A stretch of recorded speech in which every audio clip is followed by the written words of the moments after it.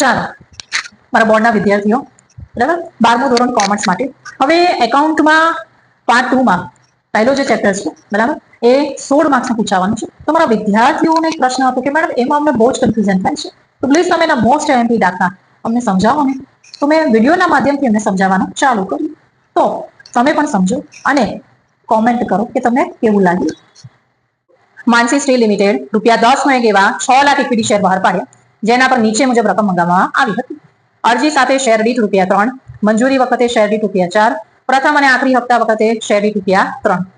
કંપનીને જાહેર જનતામાંથી 7,35,000 શેર માટેની અરજીઓ મળી. વધારાની મળેલ અરજીઓ નામંજૂર કરી. તેના પર અરજી વખતે મળેલ નાણાં પરત કરવામાં આવ્યા. રામ કે જેના 1,000 શેર પર મંજૂર કરવામાં આવ્યા હતા, તેને મંજૂરી અને આખરી હપ્તાની રકમ ચૂકવવી ન હતી. રહીમ કે જેના 600 શેર મંજૂર કરવામાં આવ્યા હતા, તેને આખરી હપ્તાની રકમ ચૂકવવી ન હતી. કંપનીએ જે શેર પર હપ્તા બાકી હતા તે શેર જપ્ત કર્યા અને જપ્ત કરેલા બધા જ શેર દીઠ ₹7 લેખે પૂરા ભરપાઈ થયેલા ગણીને ફરી બહાર પાડ્યા. જરૂરી આમ નોંધ લખો. ચાલો, મોસ્ટ આઈએમપી દાખલો છે, 2025માં પૂછાઈ ગયેલ છે, બરાબર, ફરી પૂછાવાની શક્યતા છે. સૌ પ્રથમ આપણને ખબર છે એ જ રીતે, બરાબર. પહેલી આમ નોંધ અરજીની આવે છે, રાઈટ. કઈ છે તો કે બેંક ખાતે ઉધાર તે ઇક્વિટી શેર અરજી ખાતે જમા, બરાબર. અમે તમને આના આગળના વિડીયોમાં પણ સમજાવ્યું હતું કે હંમેશા અરજીની આમનોંધ શેના પર આવે તો કે 7,35,000 આના પર આવશે. કંપનીએ શેર બહાર પાડ્યા છે એના ઉપર ક્યારેય લખાય નહીં. તો 7,35,000 ગુણ્યા શેર દીઠ શું ભાવ છે અરજી વખતે ₹3 છે. જુઓ, ગુણાકાર કરીને આપો કેટલો આવે છે, બરાબર, 22,05,000. ક્લિયર? ચાલો, ત્યારબાદ બીજી એની આમ નોંધ તો કે ઇક્વિટી શેર. હવે ઇક્વિટી શેર અરજી ખાતે જમા થયો, આપણે ઉધાર કરીશું. ઇક્વિટી શેર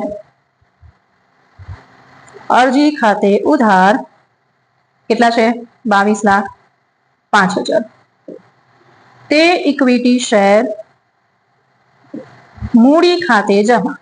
હવે અહીંયા કયા આવશે તો કે કંપનીએ કેટલા શેર બહાર પાડ્યા છે, 6 લાખ. તો કે 6 લાખ ગુણ્યા અરજી શેર દીઠ કેટલું છે, ₹3. તો કે 6 લાખ ગુણ્યા 3 કરો એટલે કેટલા આવશે, 18 લાખ. તે બેંક ખાતે, જે વધારાના છે બેંક ખાતે જમા. કેટલા છે વધારાના? કંપનીએ 6 લાખ ઇક્વિટી શેર બહાર પાડ્યા છે, અરજી મળી છે 7,35,000, એટલે કે ઉપરના 1,35,000 વધારે આવ્યા છે. તો 1,35,000 ગુણ્યા 3 કરો કેટલા આવે છે, 4,05,000, બરાબર. બાજે તો તમે લખવાના જ છો. ક્લિયર? ત્રીજું હવે આવશે આપણી આમ નોંધ મંજૂરી વખતની. ઇક્વિટી શેર મંજૂરી ખાતે ઉધાર તે ઇક્વિટી શેર મૂડી ખાતે જમા. જુઓ, હવે મંજૂરી વખતે આપણે કઈ રીતે લેવાનું છે તો કે કંપનીએ જેટલા શેર બહાર પાડ્યા છે એના ઉપર લેવાનું છે. કંપનીએ 6 લાખ ઇક્વિટી શેર બહાર પાડ્યા છે, બરાબર. મંજૂરી વખતે રૂપિયા કેટલા છે તો કે 4 દીઠ છે. તો 6 લાખ ગુણ્યા 4 કરો, 6 ચોક 24 એટલે કેટલા આવશે, 24 લાખ. ક્લિયર?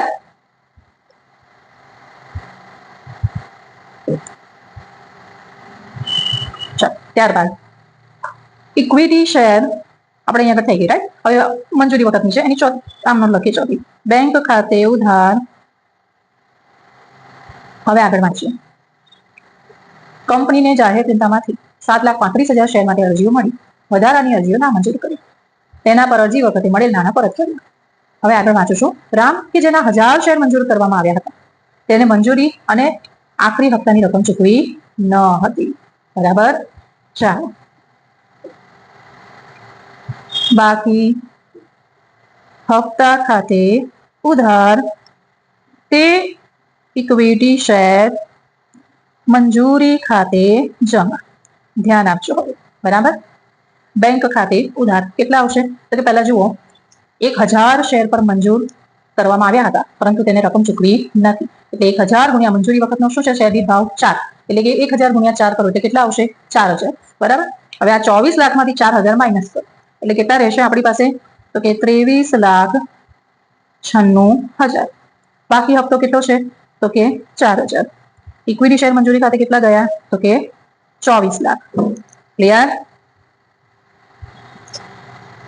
ચાલો હવે પ્રથમ અને આખરી હપ્તા ખાતે, બરાબર, જોઈએ આગળ. એની આમનો છે ઇક્વિટી શેર પ્રથમ અને આખરી હપ્તા ખાતે ઉધાર, તે ઇક્વિટી શેર મૂડી ખાતે જમા. રાઈટ? ચાલો હવે 6 લાખ ગુણ્યા પ્રથમ અને આખરી હપ્તો શેર દીઠ છે કેટલા રૂપિયા છે? તો કે 3 રૂપિયા. તો કે 6 લાખ ગુણ્યા 3 કરો એટલે કેટલા આવશે? 6 તારી 18 એટલે 18 લાખ રૂપિયા. ક્લિયર? ચાલો હવે એના પછીની આંકડો કે બેંક ખાતે ઉધાર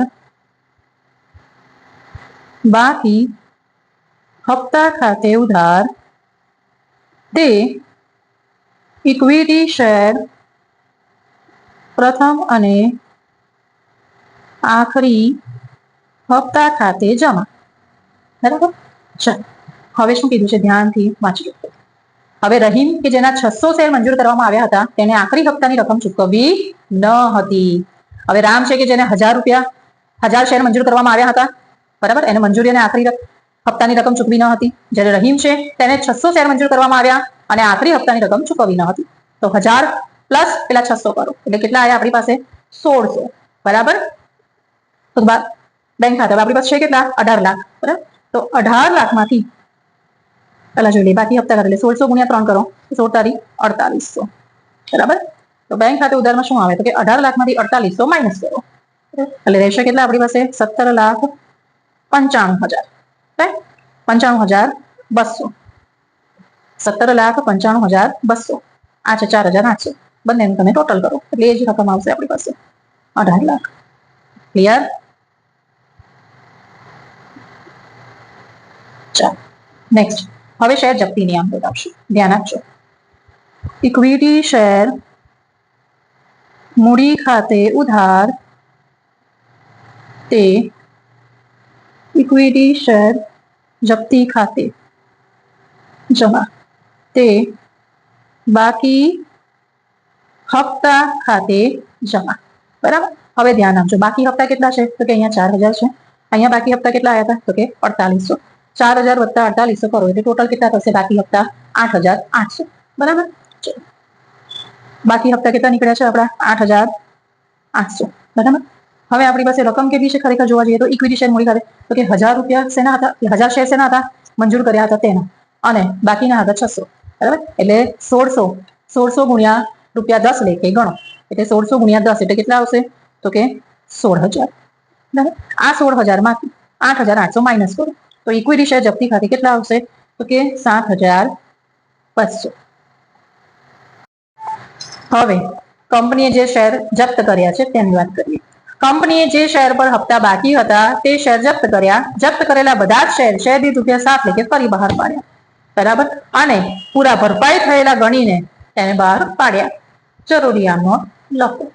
ચાલો એને લઈ જાઓ પેલા. બેંક ખાતે ઉધાર શેર જપ્તી ખાતે ઉધાર, તે ઇક્વિટી શેર મૂડી ખાતે જમા. ચાલો ધ્યાન આપજો. કંપનીએ શેર બહાર પાડ્યા હતા. હવે પેલા 1000 અને 600 એટલે 1600 જપ્ત કર્યા હતા. બરાબર? શેર દીઠ ₹7 લેખે બહાર પાડ્યા હતા એટલે 1600 ગુણ્યા 7 કરો એટલે કેટલો આવશે જવાબ? તો કે 11,200. હવે 1600 શેર તો છે જ, 7 લેખે બહાર પાડ્યા તો કેટલા? 10 ના શરૂઆતમાં હતા, ₹10 લેખે એમને બહાર પાડ્યા હતા. હવે જપ્ત કર્યા પછી એમને 7 લેખે બહાર પાડ્યા તો બસ 10 માઇનસ 7 કરો કેટલા રહ્યા? 3. 16 તારી 48. તે ઇક્વિટી શેર મૂડી ખાતે કેટલા આવશે? 16,000. બાજે તો તમે લખવાના જ છો. હવે આપણી લાસ્ટ આમ કે જપ્તીને આપણે ક્યાં લઈ જવી પડે? મૂડી અનામત. બરાબર? તો કે શેર જપ્તી ખાતે ઉધાર, તે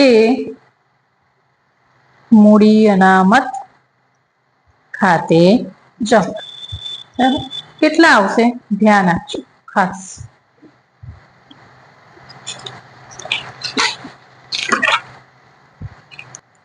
ચાલો ધ્યાન આપજો. અમે તમને અહીંયા સમજાવ્યું હતું, આગળ લખ્યું હતું કે ઇક્વિટી શેર જપ્તી ખાતે કેટલા હતા? 7,200. બરાબર. હવે અહીંયા આગળ શેર જપ્તી ખાતે કેટલા આયા? 4800. આ 7,200 માંથી 4800 માઇનસ કરો એટલે રહ્યા કેટલા આપણી પાસે? તો કે 2400. બરાબર. ટોટલ તો તમે કરવાના જ છો. ટોટલ નહીં કરો તો માર્ક્સ કપાઈ જશે. બંને બાજુનું ટોટલ સરખું આવવું જોઈએ. ઓકે.